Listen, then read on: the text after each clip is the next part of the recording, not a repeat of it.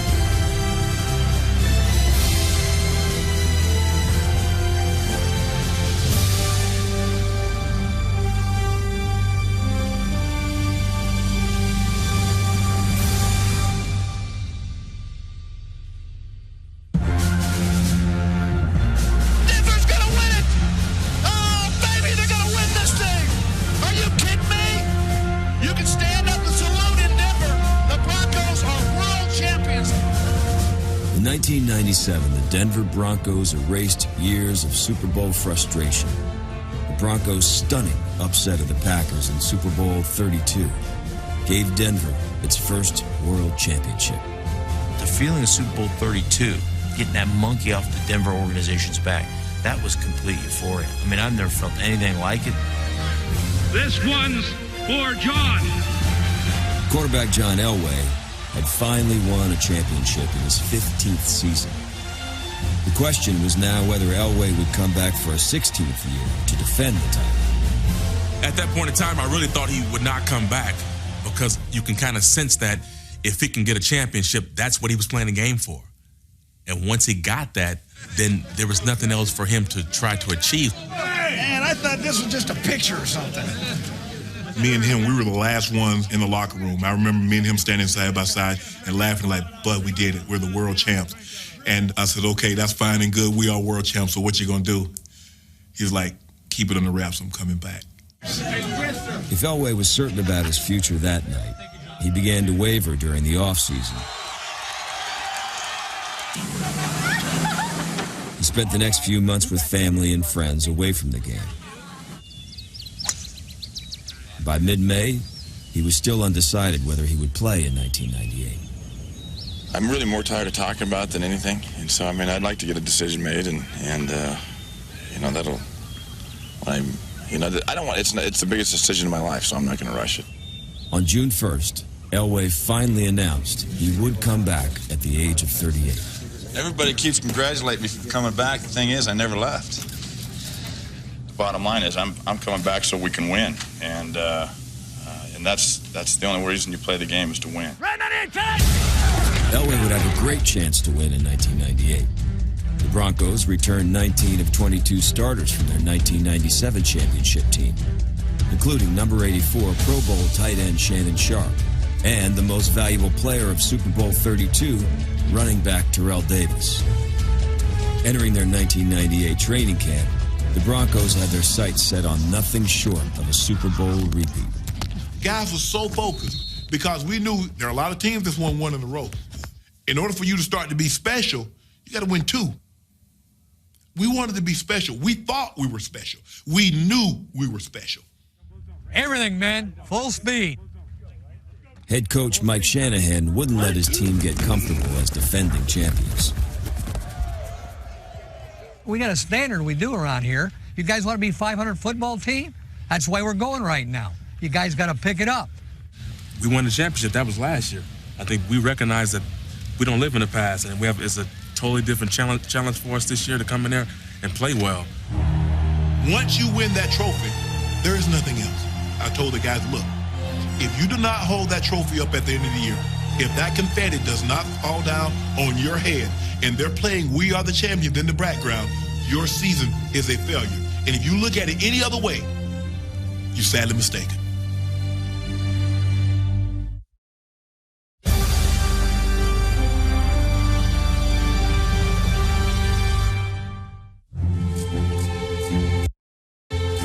For years, the centerpiece of the Broncos' offense had been quarterback John Elway. But heading into 1998, the focus had shifted to fourth-year running back Terrell Davis. Davis had come a long way to become the leading man in Denver's attack. When I first came here, I was just hoping to make the practice squad. Never did I think that we would have won the Super Bowl and I would have been the MVP, and now I'm back here getting another contract. And those things were the furthest thing on my mind. No one could have imagined what Davis would become when he was a sixth-round draft pick in 1995. During his rookie training camp, Davis was the sixth running back on the depth chart. He nearly gave up on his career during the Broncos' trip to Tokyo for a preseason game. In Tokyo, I couldn't do anything right. It was the worst day as far as practice I've had probably ever. I went back to the hotel, and I want to go home. I want to go the first thing out of here. Davis decided to stay. And later that week, he saw his first game action on special teams. On one kickoff, the unknown rookie changed the course of his young career. Absolutely crushed by rookie Terrell Davis. And then it's like, whoa, look at the rook. Look at the rook. Like, who is that? And he's like, that's TD, that's the running back. I said, running back? You know, Mike Shanahan said he wants some people to impress him. That's all it took was one play to make the whole team notice. And, that's when we all recognized that he was a football player. And that's the highest compliment you can pay a guy. Wasn't a running back, he was a football player. Davis shot up the depth chart, and on opening day of his rookie season, he was Denver's starting running back. He became the lowest drafted player in history to rush for 1,000 yards as a rookie. His yardage totals climbed in each of his first 3 years. In 1997, he ran for more than 1,700 yards. Entering 1998, most people expected even more. Isn't there thoughts of, being the third guy or the fourth guy to break 2,000 yards? Have I ever thought about that? Yeah.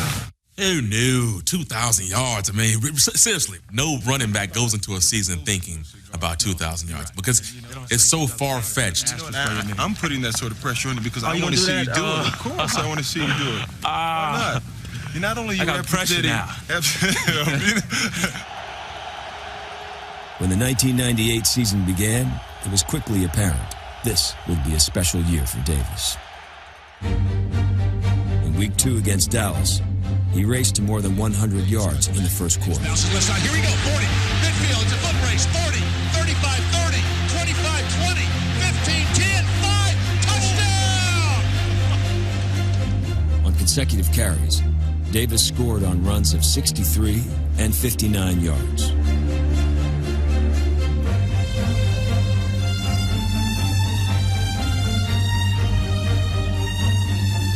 But while the Broncos' young thoroughbred was off and running, their old warhorse had pulled up lame. Quarterback John Elway strained his hamstring in the win and re-aggravated the injury in a victory the following week. Elway would miss 4 starts during the year And in his absence, Denver turned to 12th-year journeyman Bubby Brister. Near left zoom with a C counter motion, okay? C counter motion, 18 tall. Brister was a good old boy from Louisiana who often played like a kid back in the bayou. Bubby Brister is one of a kind, and he gets in the huddle, and he just starts making things up. He's going to fake straight out of that. That's how near right zoom or something like that. Brister's improvisation didn't always sit well with head coach Mike Shanahan. Why'd you run? Why'd you scramble? Why? Because you brought him back to the ball, stayed upon to throw it. He's wide open. I know, Bubby. Hey, Bubby. Shanahan wasn't the only one who found his backup hard to understand. Bubby had a style and a language all his own. The greatest quote from Bubby is, it makes me laugh just thinking about it. Bubby's talking about how, the ship is on course. He's got to guide it. He said the greatest thing about this football team is we've got a lot of camaraderie ship. Got a lot of camaraderie ship. So we were in the huddle after that, and we used to sing to him, come on, ride the ship, camaraderie ship, come on, ride. And we would be giving him grief. In guiding Denver's offense, Bubby was not so much captain of the ship as he was driver of a high-performance vehicle. I was like, okay, Bubby, this is a Ferrari. As long as you don't strip the gears or burn out the clutch, we're going to be fine. Just, hey, keep it in first. Let's go. Ready. Though Brister wasn't always the smoothest operator, behind him, the Denver offense never slowed down. Brister rolls right, steps up inside, a defender lobs on the end zone. McCaffrey back to the end zone, touchdown! Bubby! Great job, partner. In Brister's 4 starts, the Broncos averaged 34 points per game, and Bubby's quarterback rating was better than Elway's for the year. He kept us going. Coming in that situation, I don't know if a younger guy could have come in at the quarterback position and provided the stability that Bubby provided for us. The inspired play of their backup quarterback and the steady running of the game's premier back helped the Broncos remain unbeaten through the first half of the season.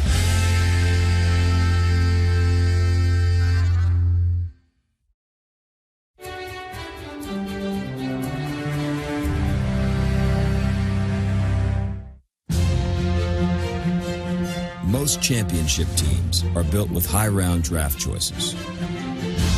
But like Shanahan's 1998 Broncos were different.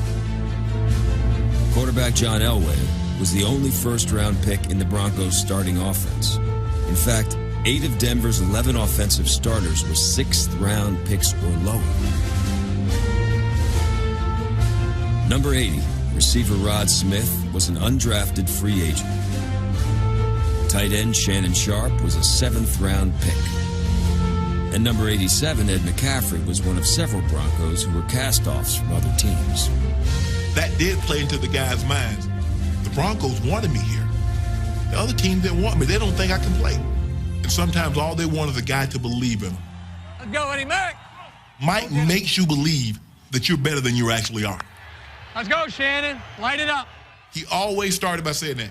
Guys, if I didn't think you can play, you wouldn't be in this locker room. I'm sure you guys stick together, you keep on working hard, we can accomplish anything. You guys are handpicked. Everybody that's in this room, you're here for one reason.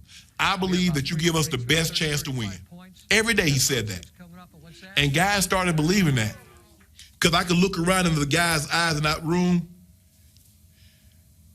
and it was like, we're special. Us all being low-round draft choices or free agents, it was a real galvanizing force. We all rallied around that kind of call that, hey, we aren't supposed to be here, so let's shock them while we're here. Perhaps no Bronco traveled a longer road to the NFL than Mark Schlereth. A native of Alaska, Schlereth was a 10th-round draft choice of the Redskins in 1989. As part of the Hogs' offensive line, Schlereth helped Washington to a world championship in 1991. Great blocking by the Hogs. They saw a hole you could drive a truck through. But after 6 seasons, he was discarded by the Redskins and given new life in Denver in 1995. Schlereth became a Pro Bowl starter on one of football's best offensive lines. And though 1998 marked his 10th season in the league, Schlereth still approached every game with the same anxiety he had as a rookie. I was motivated through fear and paranoia. That's how I survived in the league. And there wasn't a game that I walked into that I wasn't scared to death. Let's go, Mark. You a little scared? Yeah, you look a little scared. Scared to death of not producing, scared to death of letting my teammates down, being made a fool of on national television. All those things were motivating factors for me. I was scared. I was scared to the core. Schlereth literally worried himself sick before nearly every game. I am a puker. Yeah. If I didn't actually produce vomit, I would at least have an overactive gag reflex. And most of the time would be able to produce some vomit before every game. In a little corner of the locker room where we dressed before games, there was always a trash can near proximity. So you didn't have to, hurl one across the locker room where you go walk up to the trash can and get her in there. And then, that's a chain reaction thing. You know how they say sneezing is contagious? So is vomiting in a locker room. One guy vomits, then you see the next guy starting to dry heave a little bit, and while he couldn't control his upset stomach before games, Schlereth would purposely let loose with another bodily function on the field. I always looked at it like I'm miserable anyhow. My knees hurt, my elbows hurt, my back aches, my neck hurts. I'm not going to sit here and hold this too and be miserable, So if I had to go, I'd just go. I'd just pee my pants, and I had no qualms about it. I'd be standing in the huddle peeing during a TV timeout break. It just didn't bother me. I was like, whatever. I'm looking up in the stands, and I'm going, these people are cheering. They have no idea I'm peeing my pants right now. Schlereth was never as free-flowing with his words. He was part of an offensive line that boycotted talking to the media. So while the linemen would rarely open their mouths, one of their teammates couldn't keep his shut. Look here, for the third year in a row, we got the best offense in the AFC. I remember telling my teacher when I was in high school, I said, I'm going to be famous. And I said, I'm going to have a doll in my likeness, and I'm going to send you one. But every night when I was in college, I would practice talking into the mirror. President, we need a National Guard. We need as many men as you can spare because we are killing the Patriots. If you leave now, you get a head start on traffic. There were times where you've got to tell Shannon, shut up, okay? I called him the fire starter. Come on by here, man. No. Huh? Hey, what was that question? Shannon Sharp, the fire starter. And I used to get so angry with Shannon because Shannon could get under anybody's skin. My teammates, the offensive line, they didn't particularly like it a whole lot. For the simple fact, I always got in arguments with defensive linemen. Hey, it's going to be one of them days. So he's basically starting fires across the line of scrimmage with the guy that I'm playing against. And so we, as a group up front, often had to become, Fire Marshal Bill. We got to put out the fire. And many times I would say to different guys across the line of scrimmage, you go, hey, listen, it's not 69 that you got a problem with here, all right? It's 84, right over there down the end of the line of scrimmage. And I tell you what, you can go after him and you can beat his brains in, and I won't come to his aid, okay? I said we were 10 or 14. Go get him. Shut him up for us. Obviously, I was mistaken. As much as he could frustrate us at times, and he did, that guy was a great teammate. The Bronco who never shut up, backed up everywhere. In 1998, Shannon Sharp led all NFL tight ends in touchdowns and receiving yards and was named to his 7th straight Pro Bowl. Sharp was another Bronco who had beaten the odds to become a star. And at midseason, this band of misfits, outcasts, and free agents were still on course to repeat as champions.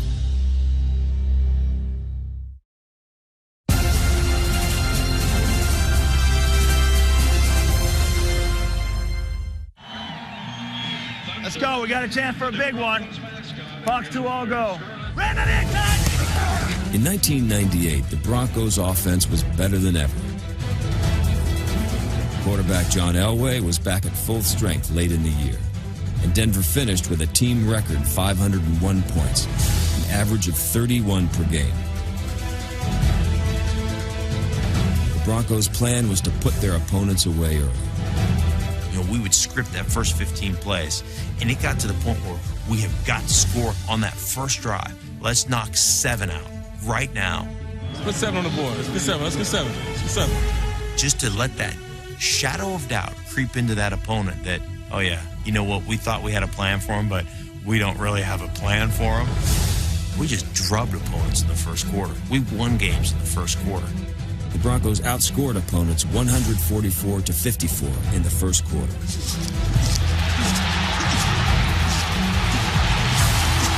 By building such sizable leads, they often pulled Terrell Davis before the end of the game. You're out. You're out. Against the Eagles, the Broncos raced to a 28-0 first quarter lead. Davis ran for 168 yards in the first half. I remember at halftime coming back out, and my coach comes up to me and he asks me if I want to play in the second half. Now, I've never been asked if I want to play in the second half of a regular football game, ever.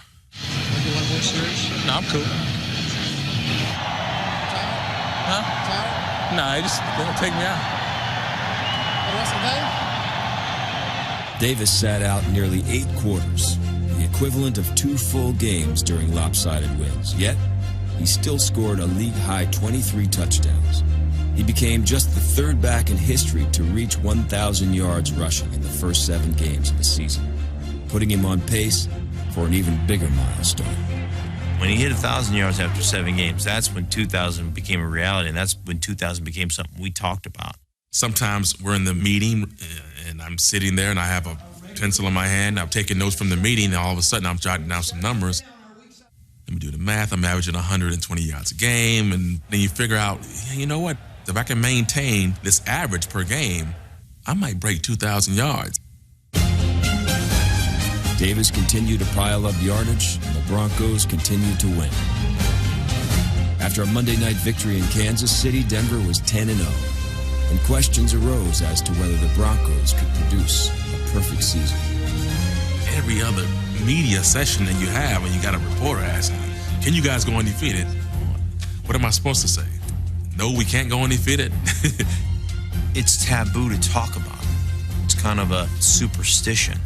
You don't talk about a streak while the streak is going on, otherwise it'll end. So you internalize it as a player, and the whole team internalizes it. And so I think it does get burdensome. That's where the pressure starts to mount. I think the coaches got a little tight, too. I started to sense the coaches not letting the players do some of the things we used to do. Have a good time and joke around. I think there was definitely some apprehension about what's going on. We have a chance to do something special, and now we can't joke around as much. You guys have got to take this seriously. Yeah, I just felt that the team was getting a little tight. As the wins mounted, so did the pressure. In a 31-16 victory over the Chargers, the Broncos overcame a sluggish start and 3 turnovers to run their record to 12-0. It didn't look like they'd make it to 13-0. Against the Chiefs, Denver fell behind 21-7. I remember late in the game thinking, man, we can't lose. Can't lose. I don't want to lose. Not now. I don't want to lose right now. John Elway rallied his team in the second half. Denver overcame a 10-point fourth quarter deficit and went ahead to stay in the final minutes. Play fake. Elway pressure. Steps up. Wide open. Sharp. End zone. Touchdown, Denver! And the Broncos are going to win their 13th straight of the year. You don't think this matters to these Denver players? They're celebrating like they won the AFC Championship. Don't let them kid you, folks. The unbeaten streak matters, and it's going to continue at least for another week. Once you get to 13 wins, you definitely have to pause and think, we have 3 more games. 3 more games. Imagine, can the Broncos go undefeated?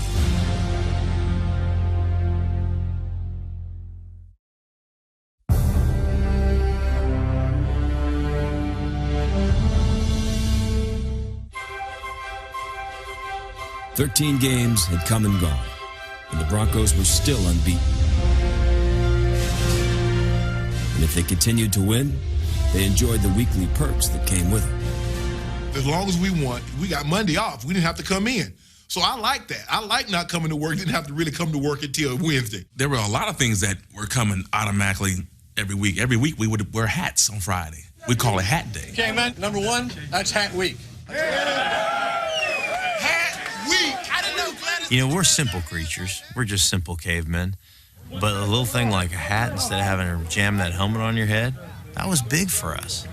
So during the game, if we were down, they would walk around talking about Hat Day. Man, don't mess up my Hat Day today, okay? Don't mess up my Hat Day. The Broncos look for their 14th straight Hat Day on a cold December afternoon against the 5-8 Giants. That morning, it just had a strange feel to it. Just something, I'm like. The Broncos didn't seem like themselves most of the day. Yet, they managed to grind out a 16-13 fourth quarter lead. But with under a minute to play, the Broncos' perfect season came to an end. Home run ball down the right sideline, well covered, fought for the end zone. It is a touchdown, New York, to Amani Toomer. The game is over. The streak is done. And reality sets in that this run is over. First thing you think about is, man, we got to wear helmets. We got to put helmets on Friday. That's Hat Day. And now your whole schedule changes because when you lose, you have to come into meetings on Monday. Terrell Davis needed to postpone an appointment he had made for the next day. Right after the game, I was going to stay in New York and be on Sesame Street that day, man. And I remember we lost the game. My agent came down and he asked Mike if I could still stay there. And Mike said, nope. I'm thinking, I got to fly back to Denver, go to practice, lift weights, and get on a plane back to New York to do Sesame Street. You're the man, Terrell. Thanks, You're the Elmo. man. Appreciate You're it. the man. That's right. You're the man. The Broncos were no longer singing the song of an undefeated season, and though they had to wear helmets to Friday practice, their heads were free of thoughts of the winning streak. There was a dramatic sense of relief. It has been a burden that we've had to carry, and now that burden has been lifted. I had mixed emotions about it. At one point, I thought, yeah, good, I'm glad it's over with now. We don't have to deal with it. But then part of me felt, man, we could have done something special. The following Monday night in Miami, the Broncos lost their second straight game, and Davis was held to a season-low 29 yards rushing. His chances of reaching 2,000 yards now seemed unrealistic. After the Miami game, I was talking to Derek LaBelle. I remember him just looking at me like, man, you could have rushed for 2,000 yards this season. I'm thinking, yeah, you're right, I could have, man. I mean, really, that was it. I was like, yeah, I could have. It's a done deal now. It's over. 2,000 yards. Only O.J. Simpson, Eric Dickerson, and Barry Sanders had ever reached it. For Davis to join them, he needed 170 yards in a meaningless season finale. There was really no reason to do it. But I think we were dogged in our approach. We got to go get this. You got to give us a chance. And I think the coaching staff realized they were going to have to do it. Good luck, TD. And there would be a mutiny if they didn't let it happen.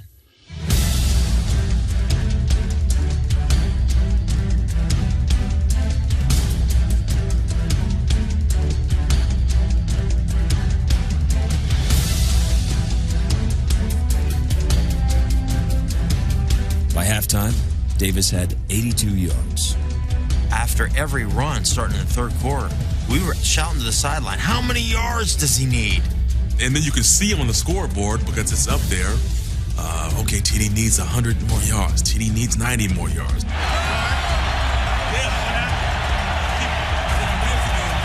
Even Davis's sore ribs wouldn't stop his pursuit of 2,000.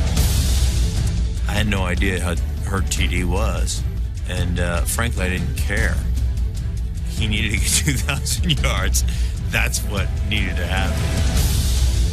By the fourth quarter, Davis was on the threshold of history.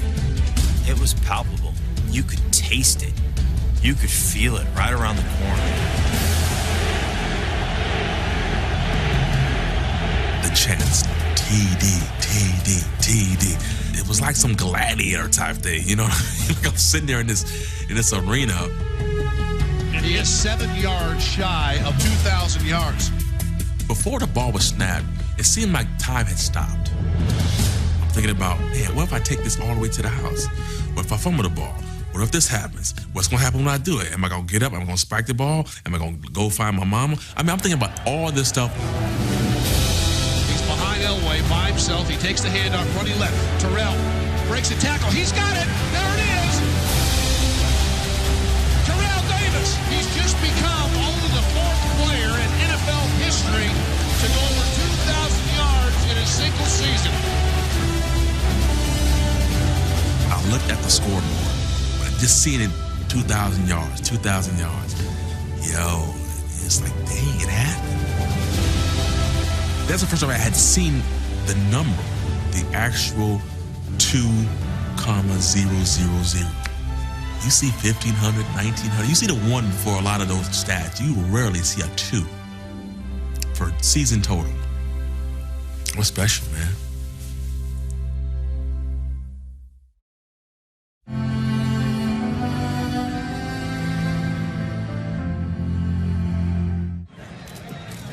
Terrell Davis had finished the regular season with 2,008 rushing yards. Hey, man, rest time is over. As the playoffs began, the 14-2 Broncos focused on Jimmy Johnson's Miami Dolphins. Denver vividly remembered its Monday night loss in Miami just 3 weeks earlier. I remember seeing Sam Madison and some of those other defensive backs dancing, and they were celebrating. I mean, they were having a good old time. Actually, like they had won the Super Bowl. We were on the sideline, and I remember John said it. He said, we'll see those guys again. And the outcome will be a little different. I said, I know. We wanted to kill Miami. And I'm not talking about, no 21-7, no 21-3. I'm talking about we wanted to embarrass them. I wanted Miami to walk back in that locker room after that game, be devastated, and physically feeling abused.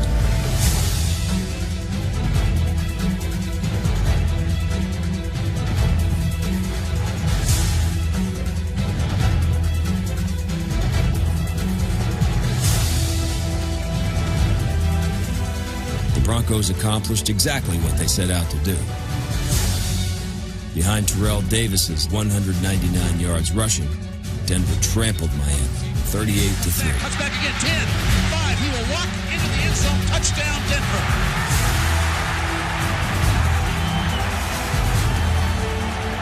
Look at all that trash. Hey, Monday night. Didn't they beat us? 3 weeks ago, Monday night. They jumped around. After disposing of the Dolphins, the Broncos had one step remaining on their road to the Super Bowl.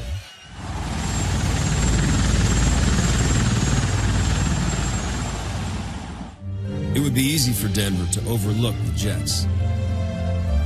In fact, before kickoff, the team seemed more interested in the NFC Championship game between the upstart Falcons and high-powered Vikings. The Vikings had gone 15-1 during the season, and they would present a difficult challenge if they reached the Super Bowl. The game is on the Jumbotron. We're paying too much attention to another game before we played our game. This is from 39 yards out. Here's the snap. The kick is up, and it is no good. Gary Anderson has missed a field goal for the first time in 2 years. He just missed it. When Minnesota lost to Atlanta, He just missed it. that was the worst thing that could have happened, probably. We thought we had won the Super Bowl already. We hadn't even played a game. Atlanta? I saw our team so worried about what happened during that game, we forgot to come play in our game. The Broncos offense that started so quickly all season was shut out in the first half. And things got worse in the third quarter. Up the middle comes Cascade. They got it. They block it. And the Jets recover it. Testaverde takes the snap. The pitch to Martin running left. Touchdown, New York Jets. Curtis Martin. Trailing by 10, Denver's Super Bowl season was in danger of being swept away.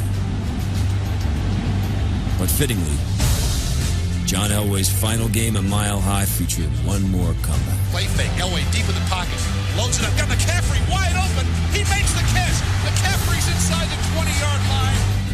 Denver responded with 20 unanswered points in the third quarter. The league's most valuable player ran for 167 yards, and the score that broke the game open. 15, 10, 5, touchdown!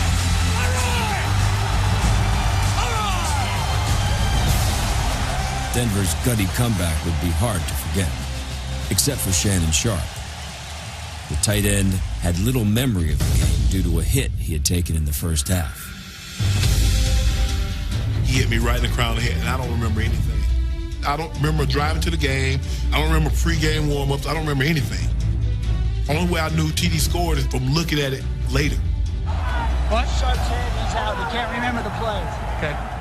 All I remember was about a minute and a half left in the ball game, looking at the scoreboard and saying, how did we get the lead?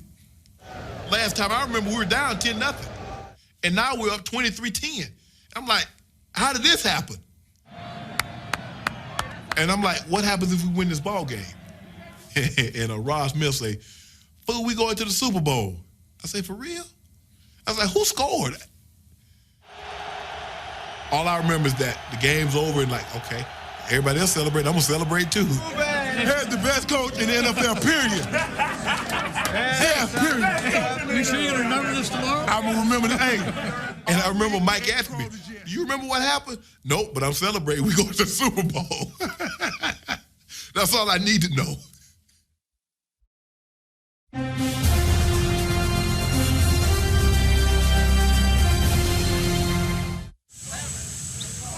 The Broncos arrived in Miami as heavy favorites over the Falcons in Super Bowl XXXIII. Head coach Mike Shanahan expected Atlanta to focus on stopping Terrell Davis, so he centered his game plan around the pass. He told tight end Shannon Sharp that he would be a featured target on Super Bowl Sunday. You know, I'm already in my mind, Super Bowl MVP. I'm already getting ready. I'm going to dance the world. You know, I'm getting all that. You know, I'm getting that all prepared. You know, I call my brother and I'm saying, you know what? I'm a big game this week. I said, I wouldn't be surprised if I get some keys to a new vehicle. He said, for real? I said, yeah. I said, the game plan is kind of geared for me having a big game. Let's go, Shannon. Let's go make it happen. Mike is really not a guy big on pep talk. And I remember, he said, guys, if you don't beat this team by 50 points, you should be embarrassed. At left guard from Idaho, number 69, Mark Schlereth. There was no excitement. There was just angst. My God, we've got everything to lose and nothing really to gain. Because if we don't win this game, it will be the most embarrassing defeat of Super Bowl history. And if we do win this game, good job, you were supposed to win it. I mean, it was almost a sense of duty. True to their plan, the Broncos went to their Pro Bowl tight end early. Three-step drop for Elway. Slam pattern's going to be caught by Shannon Sharp. A loose 1 to 5. Sharp to the goal line. Did he get in? Sharp set up Denver's first touchdown, but it proved to be a costly catch. I got to the sideline and my trainer said, what's wrong? I said, Greek, it's my MCL. He said, you think? I said, Greek, it's burned. I said, I've had this feeling before. What's wrong with Shannon? Partially tore his knee, medial side of his knee. Medial collateral? Is that what it is? That hurt. That hurt. To sit over there with 2.5 quarters to go and knowing that you're helpless now, you need the other guys to bring it home for you. I was like, MCL. Proud of you, bud. With Sharp out, Denver turned to its other stars. The Broncos dominated the Falcons and completed their season-long mission.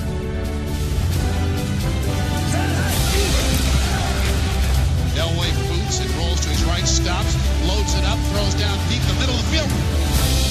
Rod Smith's got it. Here we go. 30, 20, 15, 10, 5. Rod Smith, Denver, touchdown. Yeah! You got to keep that defensive roll on the roll. Look what you guys done in the playoffs. Let's go, baby. Let's go, baby. Give up a touchdown. You know what I'm saying? You can't get up a touchdown. You haven't yet. You're not done.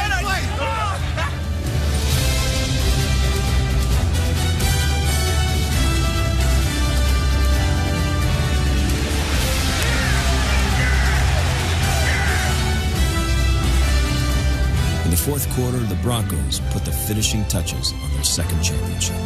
Elway with an empty backfield, runs a quarterback draw, lunges to the goal line. Touchdown, John Elway and Denver. Elway with a big smile on his face, and why not? As we're looking at each other, there are a lot of appropriate things to say, like, we won another world championship. You know, congratulations, I love you, man, you're the best. And he looks in my eyes, and I look in his eyes, and I said, hey, bud, how you doing? And he just started laughing, and he goes, you're an idiot. Afterwards, he said, of all the memories I have in football, he goes, that one in the end zone will be indelibly marked in my mind forever. He goes, you are an idiot.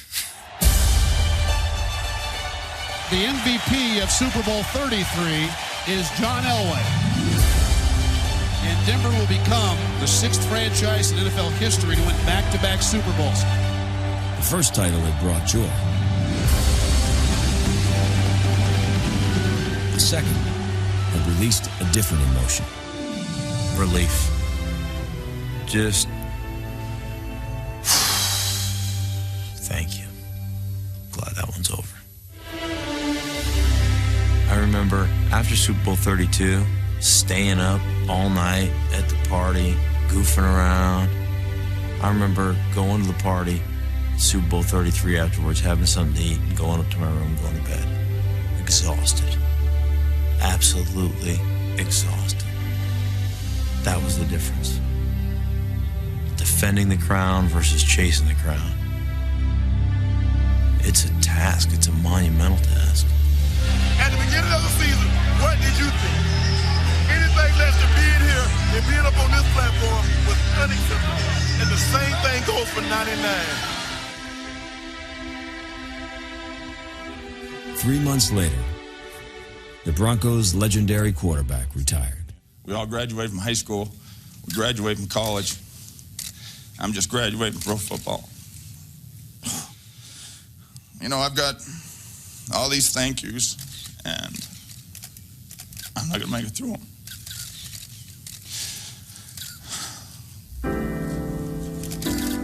When John Elway departed, so did the Broncos' championship magic. Early in the 1999 season, Terrell Davis, the player who had jump-started his career by making a tackle, essentially ended it by attempting to make another.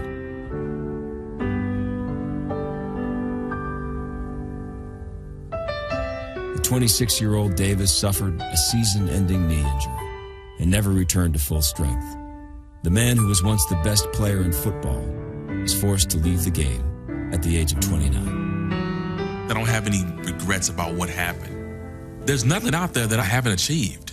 League MVP, Super Bowl MVP, 2,000-yard rusher. What else could I have done?